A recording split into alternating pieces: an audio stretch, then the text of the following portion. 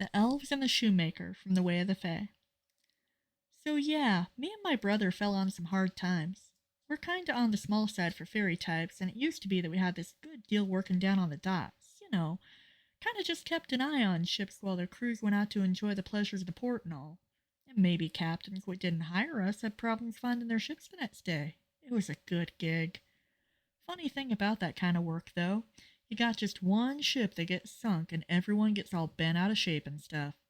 Lou wants me to tell you that first it burned, then it sank, and I want Lou to shut up and let me get on with the story.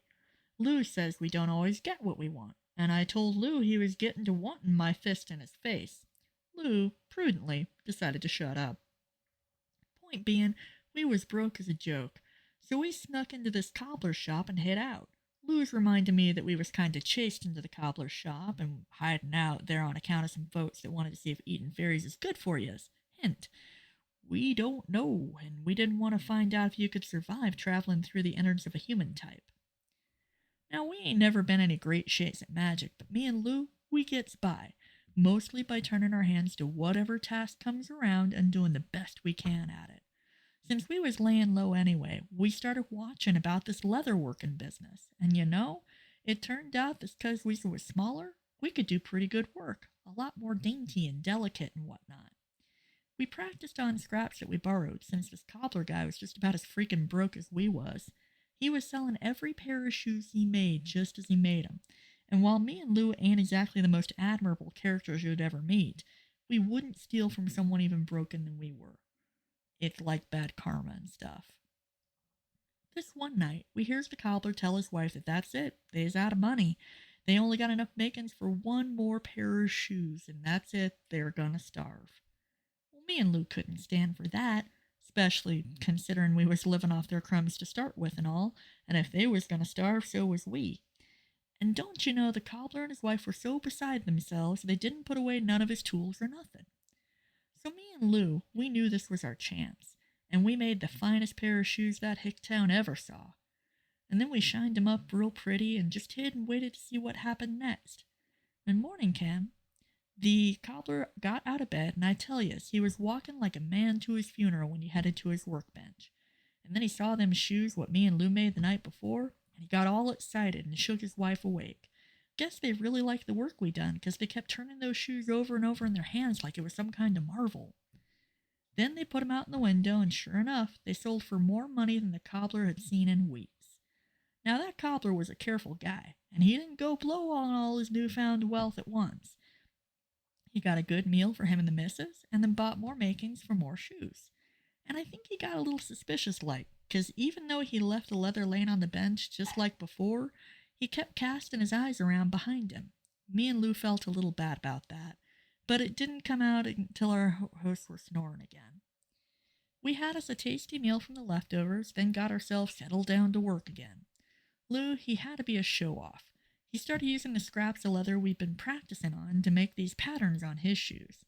I thought about stopping my pair to give him a thrashing for wasting so much time, but I had to admit, when he was all done, they was the prettiest pair of shoes I'd ever seen, and I almost wanted to get Lou to make me a pair too. But he took so long there was almost sun up when we was yawning and putting the last polish on, and we had to hurry to duck out of sight.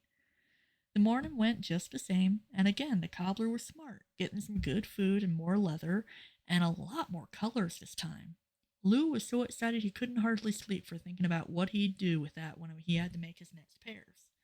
And the best part, they left out a whole plate of cold ham and cheese and bread and cake after loudly saying to the room that they was too full to eat another bite, but maybe they'd want a midnight snack.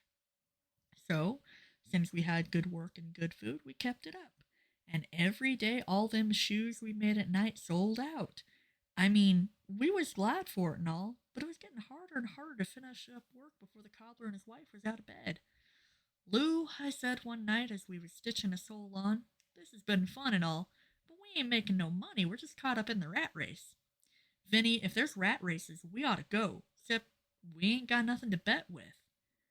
Now you know I love Lou like a brother, 'cause he is my brother, but there's no one that's ever gonna think he's the brains of this outfit. That's my point, Lou. Every night we work our fingers down to the nubs, but we don't get no days off or money in our pockets. It's just another day of work. can't go and leave 'em now, they'd starve. I don't think that's true. Don't you notice the old man is putting some coin under the mattress every day? But look here, I think I got a plan. We could wait up in the morning, beg pardon for trespassing, and show 'em how we've been doing it so they could do it for themselves. I don't know about that, Vin. Some people takes trespassing real serious like, and all this food we've been eating, well, I ain't sure I could outrun that cobbler's wife if she decided to come after us with a griddle. Sometimes Lou's got some good points, and after testing out my wings, I noticed I wasn't even getting off the ground. Forget about running. So we sat down and gave the whole idea another think. Finally, I clapped Lou on the shoulder. Brother, look at what they done to us. We ain't picking no pockets in this shape. This was all part of the nefarious scheme, don't you see? No, Van, I ain't following you. I put down the shoe I was working on and laid it all out for him. They was just fattening us up and letting us earn our keep this way to keep us from a life of crime. They was trying to make us go straight. Lou gasped. Why, them no good rat things. I'm telling you, Lou, we gotta get out of here before we turns into common house fairies. Maybe if we play it right, they'll see the errors of their ways and send us off with some of that coin, and we can do okay till we find a new business opportunity. And that's how it was that at dawn we was sitting at the kitchen table, ready to have a real serious chat about right and wrong. I tell you, once I understood the whole sorry plan, I was real disappointed in that cobbler. They didn't look too surprised to see us, and when we laid out the whole deal for 'em, they was very agreeable about the situation. I guess they knew the jig was up. I didn't have the heart to give 'em the lecture they deserved when the missus started crying and hugging on us, saying we'd been so good to them. My stomach started turning, and we hurried and took our leave. We was out in the street in these real spiffy little suits they'd made up for us when Lou turned to me. Say, Ven, can we go see the rat races now that we got moneys to bet? I threw an arm around Lou's shoulders. Sure, buddy. Let's go find us some work befitting men of our stature.